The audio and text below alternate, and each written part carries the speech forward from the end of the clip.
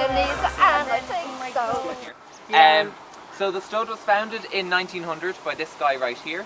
He was actually Scottish. His name was Colonel William Hall Walker. His family made beer back in the day. The Colonel didn't do that though. Instead, he was a soldier. He served for the British Army over in India. Then he came back, bought a couple of horses, and then they raced. And from his winnings, he bought this farm in 1900. So he had this farm until 1915. Then he gave it to the British Crown. It became the British National Stud. Then when we became independent, we obviously didn't want the British National Stud in Ireland. So we asked for the British to leave. They said no. We asked again. They said no again. Took us a while, but we got there eventually. 1945, this became the Irish National Stud, and it's been that way ever since. Dennis Moore, galloping through the sward. Dennis Moore, and his horse Concord. He steals from the rich and gives to the poor. Mr. Moore, Mr. Moore. I wish Mr. Moore. I had the 2 week off. Yeah, these are two of our thoroughbred foals. We have 20 mares of our own here on the farm, so we'd breed them to our stallions and then we'd sell their foals off at the sales when they get a bit older. So these are about 7 months old because they've been weaned. Yeah, 7 months. You usually start weaning them away from their mothers at about 6 months. Interesting thing about thoroughbreds is that all of their birthdays are the same. So regardless of when they were actually born during the year, their birthday is set as the same date. So it's January 1st in the Northern Hemisphere and it's August 1st in the Southern Hemisphere. That's because loads of horse races are split up by age groups. So you've got races for 2-year-olds and 3-year-olds and so on. So to make it easier to see what horse is allowed to run in what race, they decided to just make all their birthdays the same. So that's why most foals are born at the start of the year, because they're trying to get them as full a year possible of growth before January 1st kicks in and they turn 1 year older. So these foals, even though they were both born at different times of the year, will turn 1 January 1st, 27.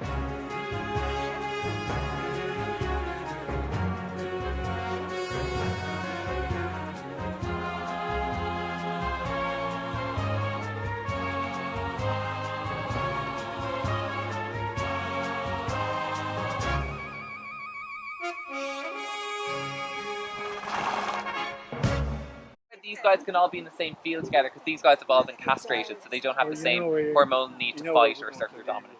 In terms of the stallions, we're going to go see our best stallion, because you might as well start with the best. He's worth about 35 million euro. His name is Invincible Spirit. To get there, he's our top horse here on the farm. So if you only remember one name, Invincible Spirit's the only name you need to take home. He is worth about 35 million euro. He was worth 60, but because he's coming to the end of his career, his evaluation isn't as high. Yeah, in terms of how we make our money on the farm, stud fees are really where all the money comes from. It's about 80% of our revenue. Of that 80%, Invincible Spirit makes up more than half. So, he is essentially my boss. Fingers crossed nothing happens to him, because I'll definitely lose my job if it does. Very important and romantic part of the stud, known as the honeymoon suite. Not really. It's called the covering shed. It's around the corner up here. So it's this building over here. This is the busiest part of the stud during the breeding season. But we've come to the end of the breeding season now, so it's a lot quieter. The breeding season runs from January until mid-June. Or actually February. We start taking bookings on our stallions on February 14th. So Valentine's Day, very romantic date to start your breeding season. The majority of the mares we get here are walk-ins. They'd be booked in for, the 2 p.m. covering slot.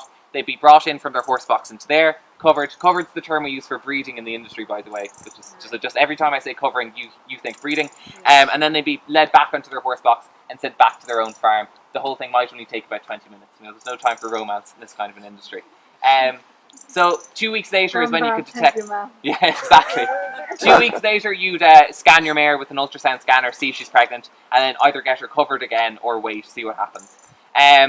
What happens is the mare goes in first, then a handler is sent to get whatever stallion you've asked for. They're wearing a hard hat for health and safety because the stallions get a bit worked up, so you need to be protected from that. Stallion's given a quick wash in the shower unit here, and then the mare is led, or the stallion's led inside as well. The mare, meanwhile, has put on a lovely pair of leather shoes on her hind legs, there for protection in case the stallion tries to kick her. And then she also wears a leather apron on her neck, and that's just in case the stallion tries to bite.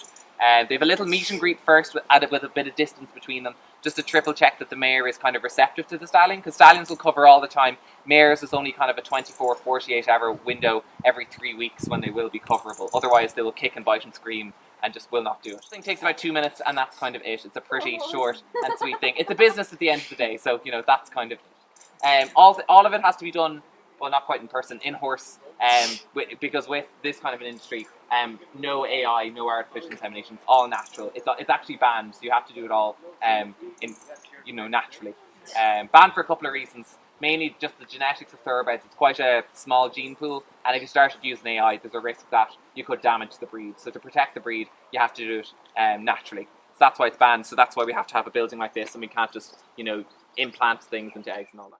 This area we're standing on now is known as the Queen's Walk. So it was opened in 2011 when Queen Elizabeth came to visit us. She's quite a horse-mad woman herself. This was one of the highlights of her trip to Ireland, and so we just kind of opened this to commemorate that event. This sculpture here was also erected at the same time. It's called Sea of Stars, named after the famous racehorse Sea the Stars, who was born here on this farm. Have to say something funny for us, I suppose.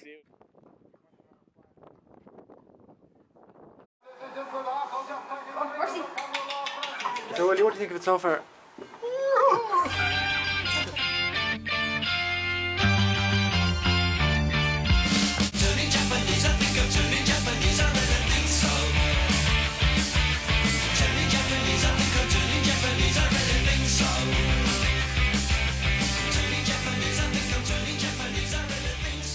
It was lashing rain and very windy. So the brave 20 people that showed up on our way down in the coach, the sun came out. So we're here at the Japanese gardens. Great. You can just feel the peace. Yeah. And it's good night from me, and it's good night from him.